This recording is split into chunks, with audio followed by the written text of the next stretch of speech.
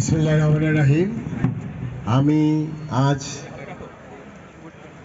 ব্রজমোহন বিশ্ববিদ্যালয় কলেজের ১৩০তম ক্রীড়া প্রতিযোগিতার শুভ উদ্বোধন ঘোষণা করছি। আসসালামু আলাইকুম।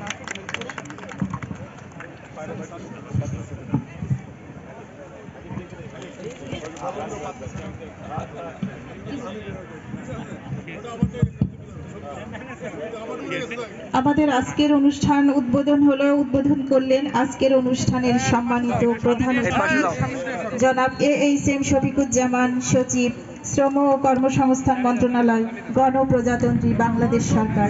স্যারকে অসংখ্য অসংখ্য ধন্যবাদ।